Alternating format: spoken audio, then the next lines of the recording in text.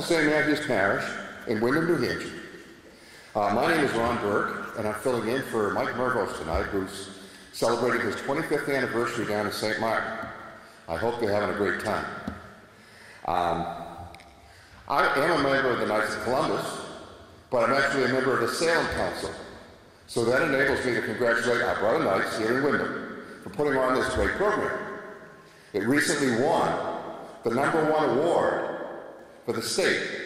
This is the best Respect Life series in the state of New Hampshire for 2014-2015, and I got to tell you, they did a wonderful job putting this together. This is the 11th presentation in this series. The Respect Life program began in May of last year. Okay, it's just about a little bit more than a year old. And it features a number of speakers on different topics. All of these have been faithfully recorded by Al Regini in the back of the room, and they've been uploaded to YouTube. So if you want to look at any of these things, just do a search on Respect for Life on YouTube, and it's got to be a lot better than a lot of the other stuff that's on there. And now I'd like to say a little bit about our speaker this evening.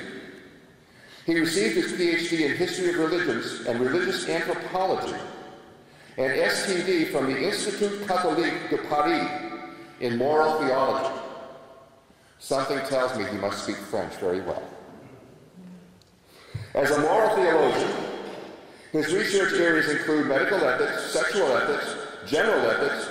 When writing on ethical questions, he is particularly concerned with anthropological questions. He is also interested in the study of the Fathers of the Church, and in particular, the Syriac Fathers. He has written extensively in the area of early monasticism, especially the rule of St. Benedict. Let's all welcome, please, Reverend and Dr. Benedict and Guevin to talk to us about in vitro fertilization. Please welcome Father Guevin.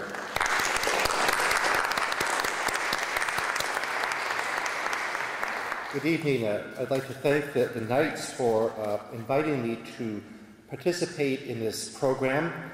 I am a Knight myself, of recent vintage. I became a Knight last November when the former chaplain, Father Cecil, retired, and the abbot came up to me and said, "Oh, you'd like to be the chaplain for the Knights, wouldn't you?" So, yeah, yes, Father Abbot, I would. And so, fortunately, our council is numerous. It's made up of students, and we have a fairly large council of very dedicated student Knights, and they're just wonderful to work with, and certainly a great hope for the future of not only the Knights, but also the Church. I am a professor at St. Anselm College, a professor of theology, and one of the areas that I teach in is medical ethics, mostly to the nursing students. We have probably one of the best nursing programs in the nation, and my job is to teach them medical ethics during their third year of their training. And one of the issues that we talk about during this course is our reproductive technologies.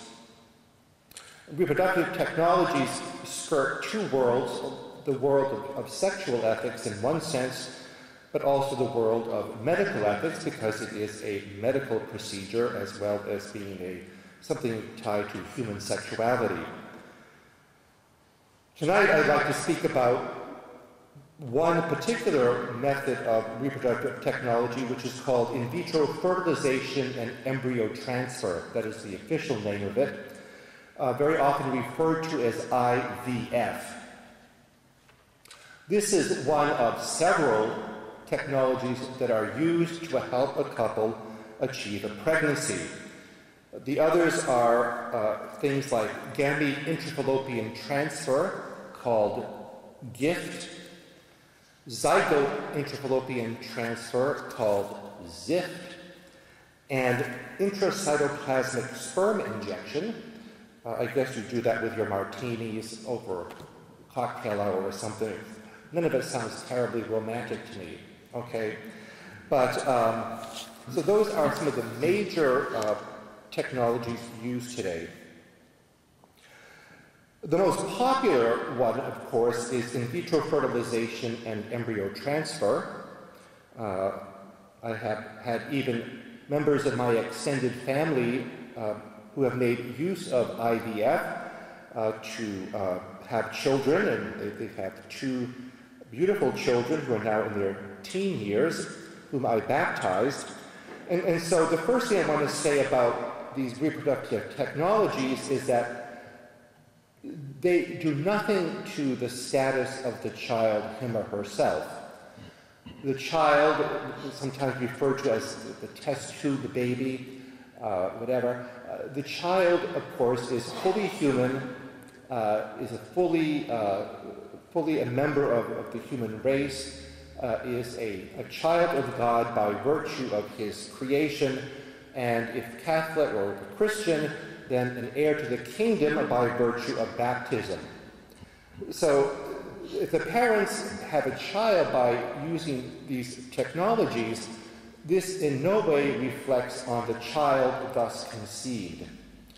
I have to say that outright because sometimes, and I've had this happen in class, where a student of mine, unbeknownst to me, had been conceived this way. And she got up in the middle of class and basically said that, that, what, I'm not supposed to exist, I'm not supposed to be here, and none of this has anything to do with that, but I think she felt that this somehow diminished her humanity, and of course it doesn't. And nor does it diminish the humanity of the couples that make use of these technologies. But there are some serious moral implications that must be considered when looking at these various technologies, which I think are sometimes overlooked, ignored, or are unknown to couples who engage in these various technologies.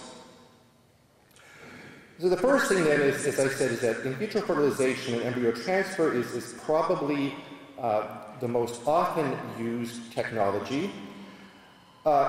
Even though the cost is relatively high and the success rate is relatively low. Some current figures show that for a single cycle of in vitro fertilization, the cost is about $9,000. For multiple cycle IVF, without a money-back guarantee, is $16,000. And for multiple cycle plans with 80% money-back guarantee is about $17,000. It sounds like you're buying a bed or a car. I'm not talking about a human being here. But anyway, and the success rates vary depending on different kinds of factors. It depends certainly on the age of the woman. A woman under 35 has a higher rate of success than a woman over 35. Another factor is the reasons for the infertility, whether it be her infertility or her husband's infertility, might have an effect also on the success rate. So there are a number of factors that impact the success rate. But by and large, the success rate nationwide is, and I've seen figures from as low as 20% to about 24% to about 29.4%. So depending on which site you are looking at, you're going to get a different figure for the success rate. But you can see the success rate is not that high, and the cost for most people is prohibitive. And I'll come back to that point in my concluding remarks when I reflect theologically on this particular technology. Now, how does in vitro fertilization and embryo transfer work? How is it accomplished? Well, first of all, you have a couple who cannot, for whatever reason, conceive. And I often ask my students, I said, do you know how babies are conceived? and they kind of looked bewildered, and I said, well, a man and a wife has to have sex. You knew that, right? Okay, yeah, okay, we got that part. Did you know that a woman is not always fertile? No, we didn't know that. I know these are junior year nursing majors, okay? So I have to let them know that no, a woman is not always fertile. Sometimes she's infertile during her cycle. And it could be the simple fact that the couple simply always misses when she's fertile. So it might be a pure question of timing. But let's say it's not timing. Let's say that there is an issue. Either the husband has a low sperm count or low sperm motility, which makes it difficult for him to impregnate his wife, or the wife has gynecological issues that makes it difficult for her to conceive. And so they can, if they are able to afford it and want to go in that direction, can have recourse to in vitro fertilization. What normally happens then is that the woman is hyperovulated. In other words, the goal is to get her to produce as many eggs as possible. And then these eggs are removed from her and placed in a Petri dish, not a test tube, but the test tube baby, I don't know where that came from, but it's really it's a round Petri dish that if any of you went to high school and did chemistry or biology, I'm sure you've seen these little clear glass dishes. The egg is put in there along with sperm from the husband. And then if the egg becomes fertilized, then the egg is then transferred to the woman's uterus. Now, the problem with infertile couples, let's say that both the husband and the wife are infertile. Okay, how are they going to conceive? All right. Well, very often, couples might have recourse either to a donor egg or a donor sperm or some other means such that the child conceived is not biologically related to either one of them or to one or the other of them. So in other words, the wife might become pregnant by the husband but with another woman's egg, or the wife might become pregnant by sperm other than her husband's. And so what happens, so when this happens, we call this heterologous in vitro fertilization, meaning that either the egg or the sperm comes from someone outside of the marriage. When it comes from the couple themselves, his sperm, her eggs, we call that homologous in vitro fertilization.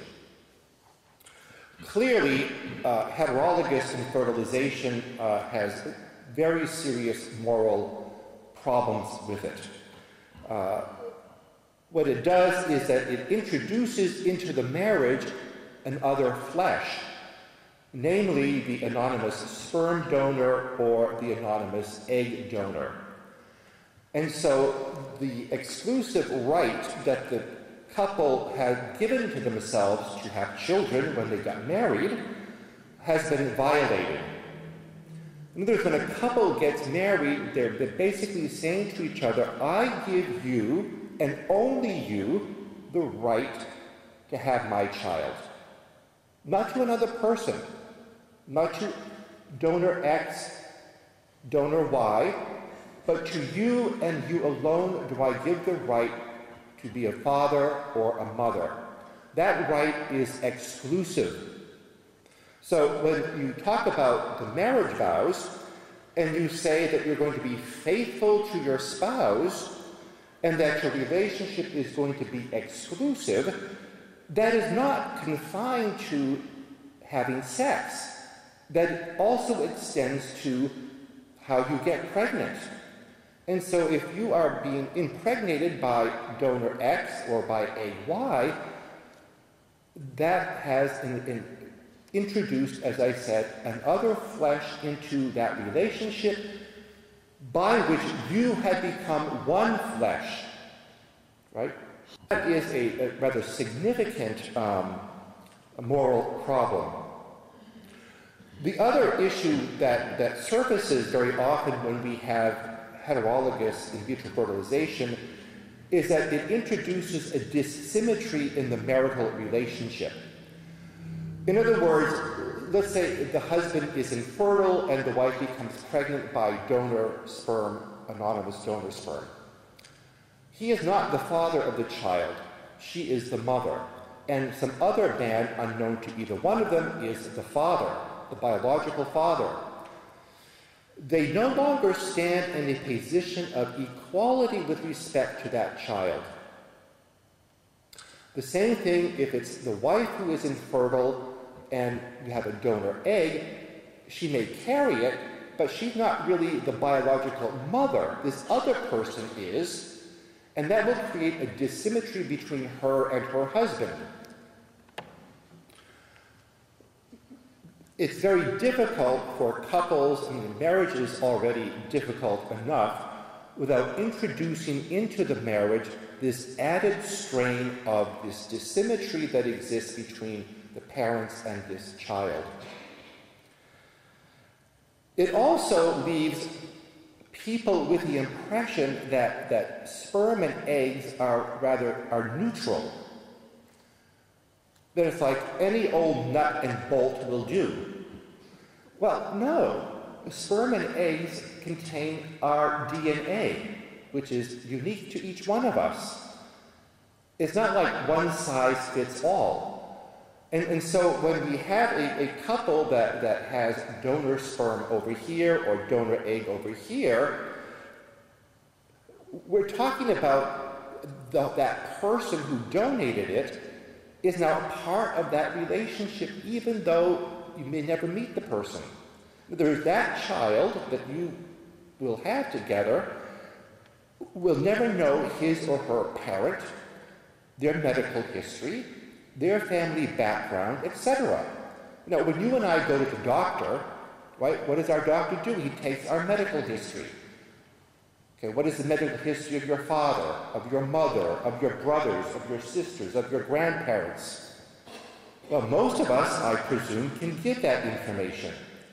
But if you were conceived through in vitro fertilization with a donor egg or a donor sperm, half of that history will forever be missing to you. You won't know any of it. But let's say we leave that out and concentrate on homologous in vitro fertilization. And what are the issues? Now, obviously, this is the simplest one. This is where the husband and wife contribute, each one contributes his or her gametes to the process of procreation. You say, well, what's wrong with that? What we want is a child, and having a child is a good thing. So this is simply a means to a good end. Well, not every means to an end is necessarily a good means to an end. And there is a principle in moral theology that says, one of the basic principles of morality is that one can never do an evil in order to bring about a good. Basic principle of moral theology. One can never do an evil in order to bring about a good, no matter how great that good is. But many couples think, well, what's the harm? So what if we do it this way? At least we'll have a child. Well, hopefully they'll have a child, and again, the success rate is not that high, and if they can afford it, well, good for them, but many people can't. So what is the issue? There are several issues with even homologous in vitro fertilization. So first of all is the fact that the couple is conceiving a child other than through a loving expression that is expressed in a physical way between the husband and the wife, and which is proper to a husband and the wife, and that is through sexual intercourse. Now, sexual intercourse is not simply about a penis and a vagina coming together, but rather it is the coming together of two persons, two whole, complete persons who are embodied, and because they are embodied, are also sexual beings. And so that when a couple comes together, they come together, hopefully looking at each other, and they come together and they give the gift of themselves to each other. The husband to his wife, the wife to her husband. Part of that gift of self involves fertility. And I always tell students, this goes back to the theology of the body of Pope John Paul II. Remember, one day you'll make vows to each other, okay? And there are three components to those vows. One is that you are faithful to each other. The second is that you believe that marriage is until death.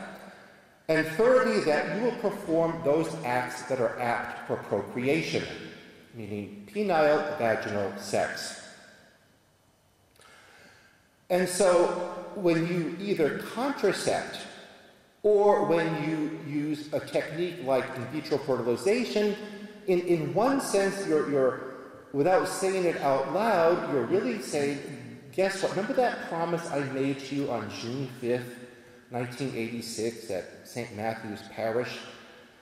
That I was going to give myself to you and you were going to give yourself to me. Well, guess what? I'm going to reserve a little part, my fertility.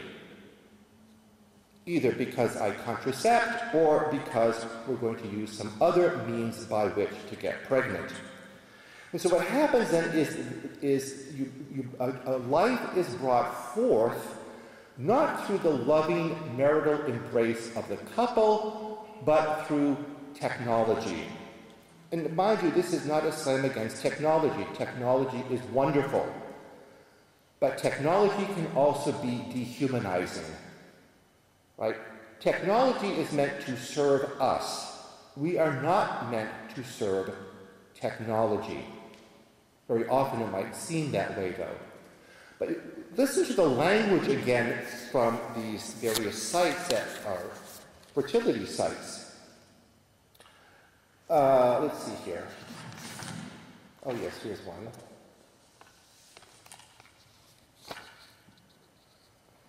Okay, so we have here, we're talking about the creation of a human being here, right? Okay, keep that in mind. The multiple cycle IVF cost plans are only available for patients that are not covered by their health insurance plan for in vitro fertilization. Couples interested in a multi-cycle plan can choose between two options: multiple cycle plan without refunds, offers up to 2 fresh IVF cycles, and up to 2 frozen embryo transfer cycles if needed for a fixed fee. Our shared risk IVF pricing plan offers multiple cycles if needed and an 80% refund if unsuccessful. Not all couples can qualify for this risk. Money-back plans cost more than a single cycle if the cycle is successful. All money-back refund plans have specific qualification for entry into the plan. Our multiple cycle plan without money-back option is attractive to some couples that do not qualify for money-back refund plans. It sounds like you're buying a car, not creating a human being. But this is how they advertise their institutions. They have charts, okay? They have all kinds of things, success rates. So they're selling basically a product. And we'll talk about that in a little bit more detail at the end. Another issue that occurs with in vitro fertilization is that if you are being hyperovulated, you will, as I said earlier, produce several eggs. By and large, they will fertilize more than one of them.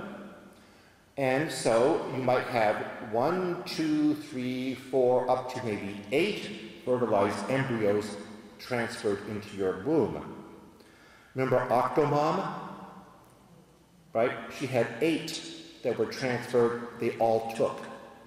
And so at her tender age of 20-something, she had 8 children then, and added to the 7 that she had prior, meaning something like 15 children. Of course, you couldn't take care of them financially or otherwise, so it's up to you and I to do that with our tax dollars. In any case, so what happens is you create multiple embryos that may or may not be transferred at that time. It's up to the couple to decide how many they want to transfer. Some will opt for 1, and then they will say, well, with the other 3 or 4 that we have left, they call them either leftovers or spares. There are several options that the couple can choose from. They can either have them frozen, they can donate them to science for use in experimentation, they can be used to develop new stem cell lines, or they can be simply killed outright. So those are one of the 4, you can choose one of those 4 options regarding what to do with your offspring. As of 2 or 3 years ago, there were over 400,000 frozen embryos in our country alone. I think the number has gone up to about 600,000. So 600,000 human beings who are frozen, who were conceived at some point in time, but because they are now frozen, have been removed outside of time, which is one of those basic anthropological givens that we all must live with. We live in time and we live in space. Freezing embryos removes them from that time continuum. They are frozen at that very, very early stage of their existence, and they may remain that way for decades, or one day they may be defrosted, at which point they will die. And so, in his encyclical, The Gift of Life, Evangelium Vitae, Pope John Paul II said this.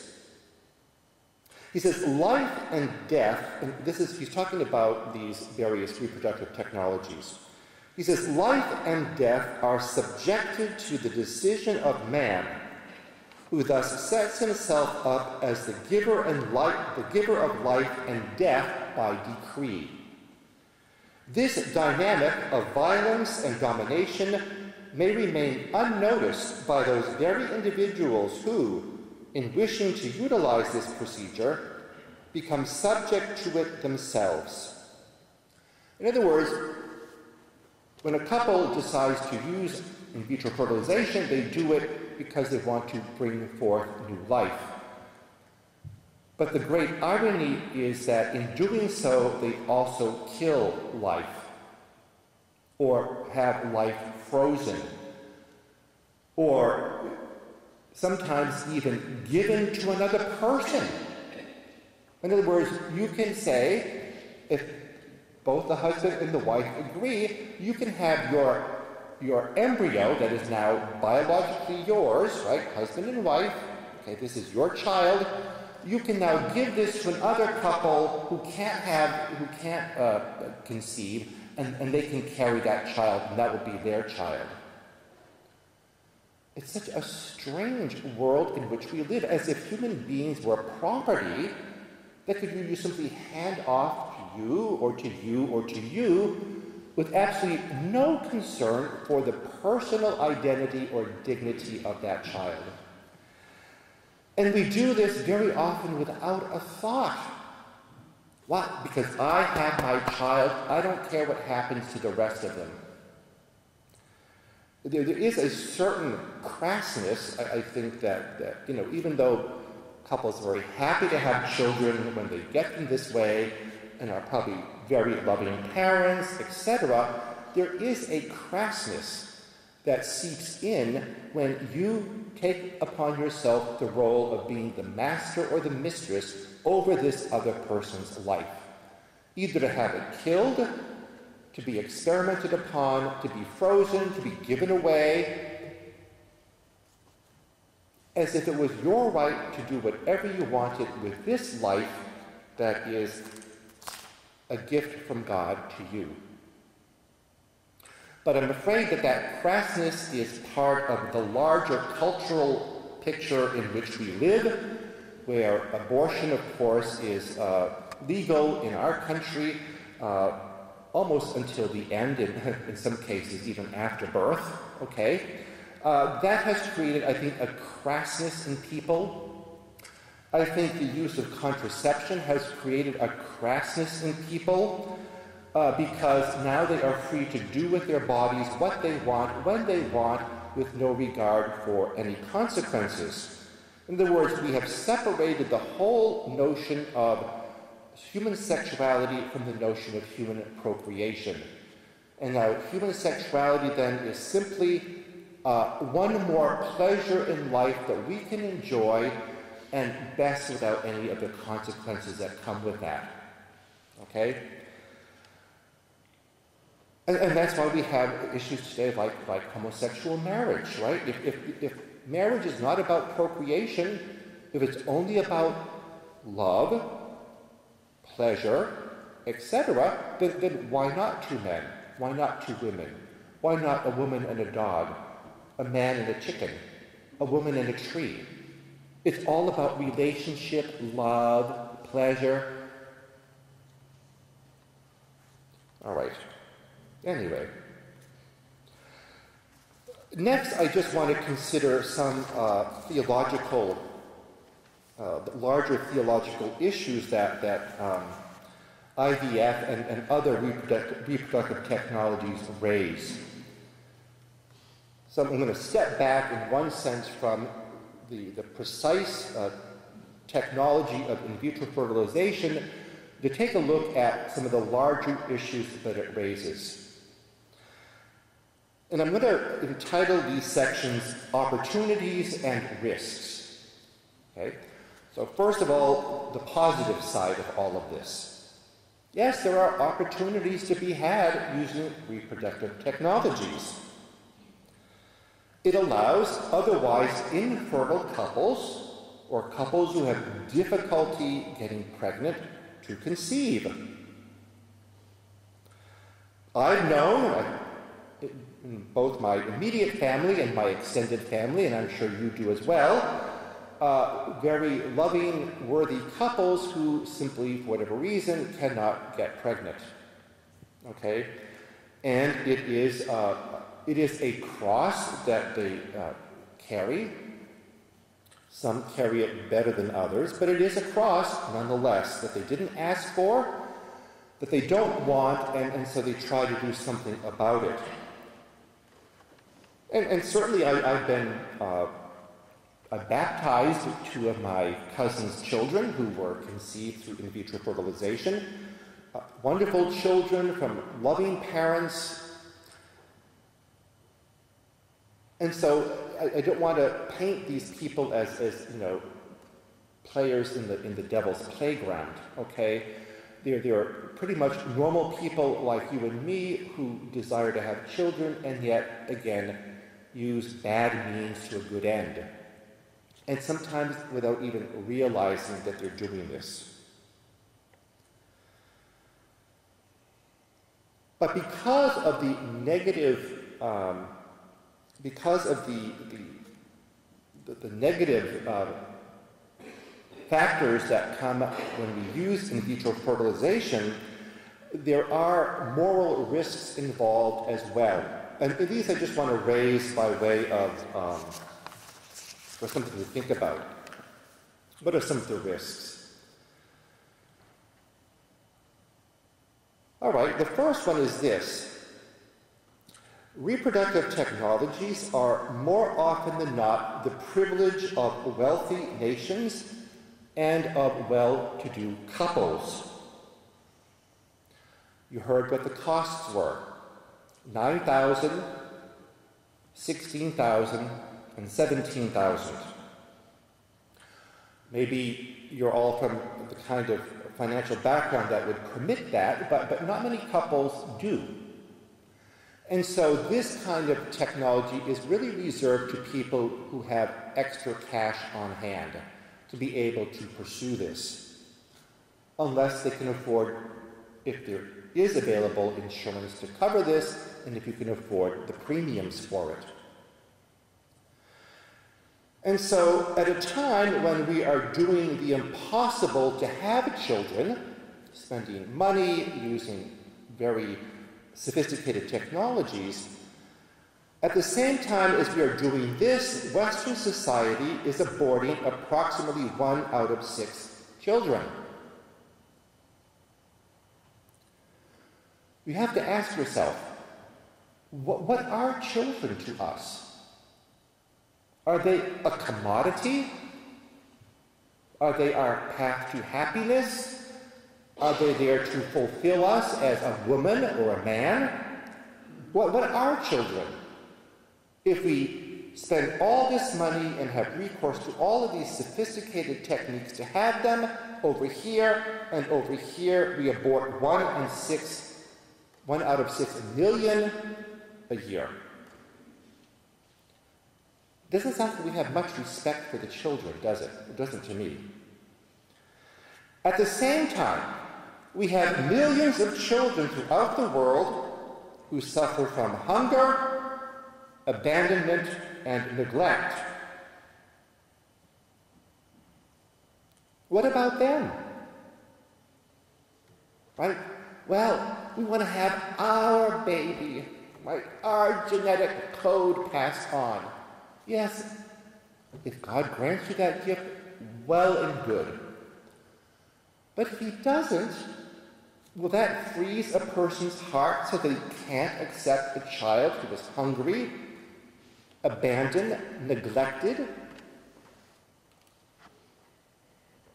In other words, and I don't want to make anybody feel guilty about this, but we have to ask ourselves the question regarding the social inconsistencies at work when we talk about these kind of procedures.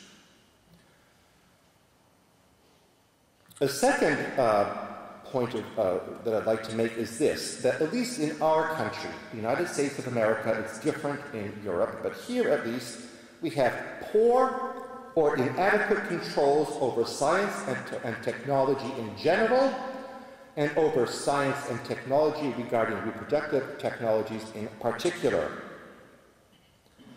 Certainly, technology is a marvelous thing, right? A product of the gift of the intellect that God has given us. But these technologies, in our country at least, have become a business, and a very lucrative business. They play on couples' sense of inadequacy or incompleteness, who can have children,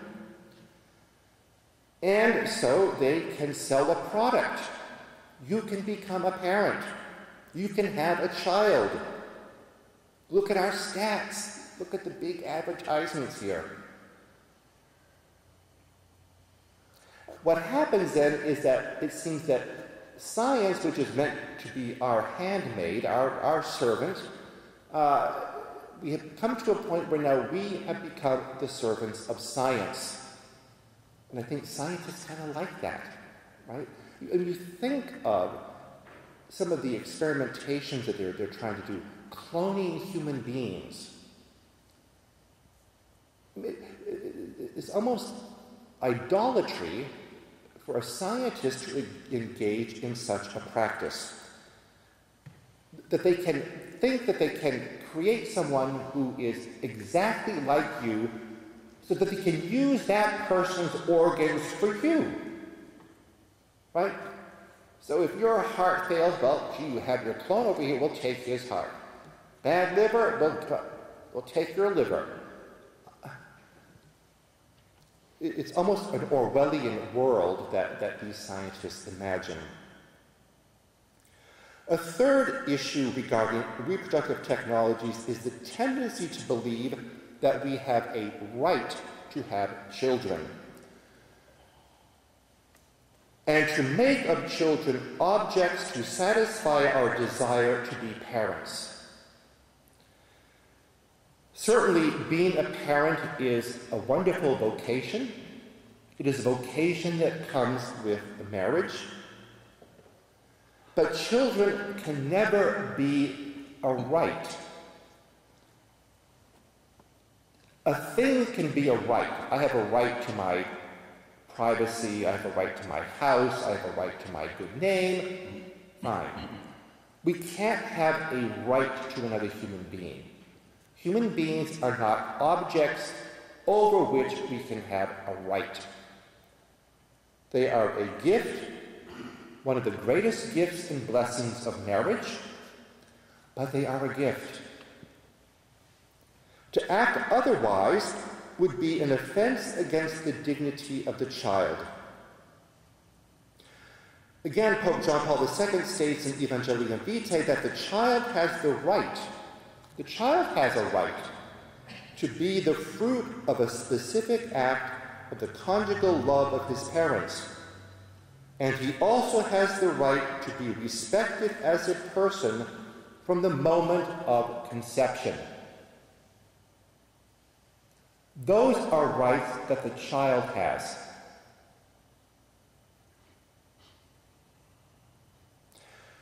A fourth point is the tendency to separate not only the unitive and the procreative dimensions of the marital act, but also of biological parenthood as well. So, for example, and I already mentioned this earlier, you could have a donor egg, a donor sperm. If you're the woman and can't carry the child, you could get a surrogate mother to do it for you, so that this child could end up with possibly 1, 2, 3, 4, 5 different people that were involved in bringing this child about. Or you can get some really bizarre cases, and this is a true story, I think it was in New York State, and the woman who volunteered to do this was lauded for her great generosity, but she was a post-menopausal woman in her late 60s whose daughter could not get pregnant and could not carry a child. So she had herself reactivated, okay? And she became pregnant by her son-in-law, and she carried the child to term and then gave the child to her son-in-law and daughter. Okay, so here is, the mother now is, the grandmother is the mother.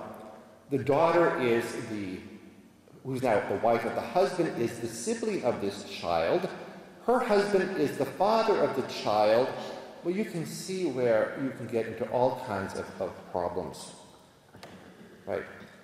I mean, it was difficult enough, when you were teenage, like, who am I, right, when we had a mother and a father. Can you imagine if you had a mother, a father, a surrogate mother, donor egg, donor sperm? You'll never know who you are. And don't think that this doesn't have a very negative impact on the children.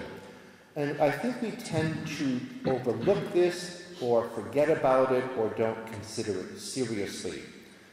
There have been a number of articles recently and books also written by children who came about by means of in vitro fertilization with either donor egg or donor sperm. They are not happy people. Yeah, they're happy to be alive, but they question whether their parents really loved them for themselves or for what they were to bring to their parents, like, I'm their child. That they question the wisdom of bringing them into the world without the possibility of knowing who the biological father, who the biological mother is. And so they do have real problems of identity, problems of trust from the parents that raised them, whether they are really loved for themselves or for some other reason. And so I think we have to consider that. I mean, we often make children the pawns in our social experimentations. which I think is a horrible thing. So for example, two women or two men who are a couple and want to adopt children, we don't know yet. It's too soon to say what the long-term impact of that will be on that child. But because we don't know what the long-term impact will be on that child, we ought to be very, very cautious. Children should not be part of a social experiment to make gay people feel good about themselves. They should try to do that on their own, but leave the children alone. Another issue that this raises is the temptation to give oneself unlimited power over the embryo. The power to kill it or to let it live, the power to block its evolution by freezing it, the power to choose its sex, the power to split it into two. This kind of power over another human being is idolatry. That kind of power belongs to God alone. And when we do these things, we are usurping his power. And we do so at our peril. You take a look at the world around us and how we treat people. Has any of this made us more human? More humanized? I think just the opposite. Finally, and lastly, there is a tendency to believe that having a child is a necessary path to happiness. And if a couple cannot have a child, then they are necessarily condemned to be miserable. Well, it is true that not being able to have a child can be very difficult for a married couple. And I don't in any way want to underestimate that. I've seen it in my own family, and I know the pain that notion you can't have your own child brings to a marriage. But as I tell my students, and as I will tell you, God never promised us a rose garden. Which sounds silly, but in other words, life is not fair. Why is it that women who abuse their bodies with drugs and alcohol and have multiple sex partners get pregnant by taking a deep breath and have 5 or 6 by 5 or 6 different men, and married couples who would be great, loving parents can't seem to have children? My brother is in foster care. He does foster care. My brother and sister-in-law, and they've had a number of children over the years with them. And it is truly astounding what has been done to these children by these so-called parents. The kind of backgrounds they come from is simply, I just never knew that kind of thing went on or existed. I remember the first set of siblings that they got, 2 little girls and a little baby boy, who were rescued from their mother from they were in deplorable condition. They had been bit by various kinds of insects and bugs and rats. They didn't know what a hot meal was because the mother only fed them out of a can. One of them, the 2-year-old, was just simply kept in a high chair. She wasn't allowed to walk around or play, in dirty diapers. The little baby boy, who was 6 months old, his diaper was full of insects and bugs because the mother never bothered to clean it. And so they had to spend a week in the hospital being deloused, debugged, and brought to some kind of state where they could go to a foster home. And so they arrived at my brother and sister-in-law's house with the clothes on their back, period. Mother didn't have the time or the means or the desire to send them along with anything.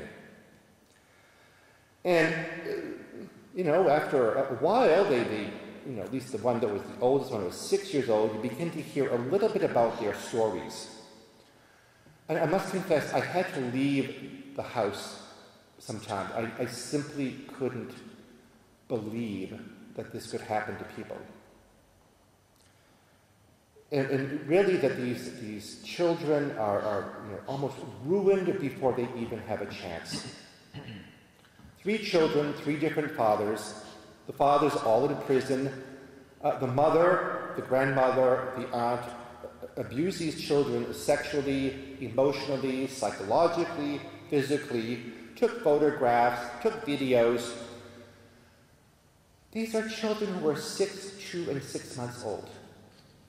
This is just one example of thousands of examples that you could name in just this state alone. Again, what do we think children are? Why do we do these things to children who are God's gift to us to be cared for and loved and brought up by a mother and a father to become the next generation? It's the adults who are responsible, not the children.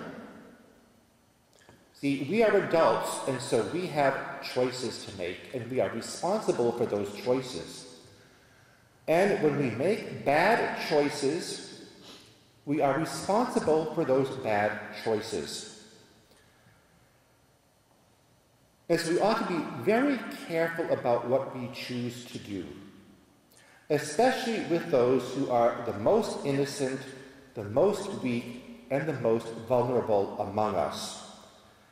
I think very often we have forgotten that. And I find it truly appalling. So I don't think that all of these promises of the 1960s, that we're going to liberate us and make the world a better place, and give us freedom to do this, that, and the other thing, I don't think it's brought many people happiness, and it certainly has been a great disservice to children.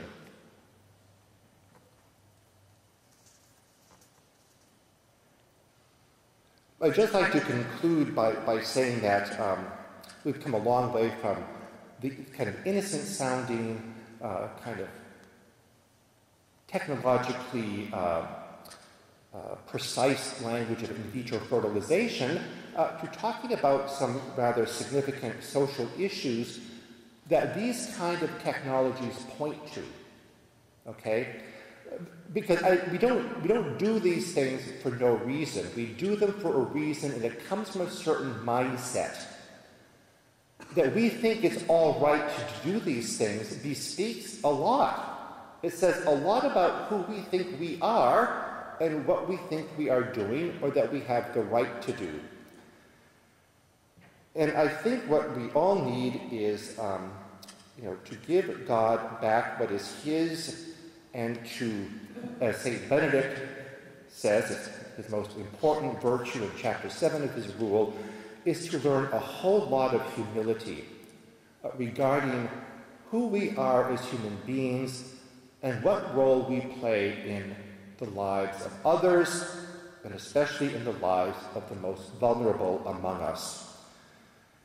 So let us pray to the Virgin Mary, the mother of us all, that she may melt the hearts of those who have been hardened by a culture very often colored by death, by idolatry.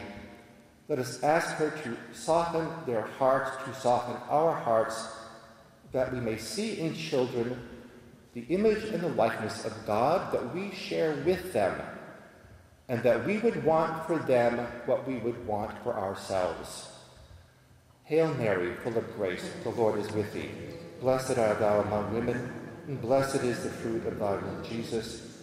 Holy Mary, Mother of God, pray for us sinners, now and at the hour of our death. Amen. Thank you very much for your attention. Thank you.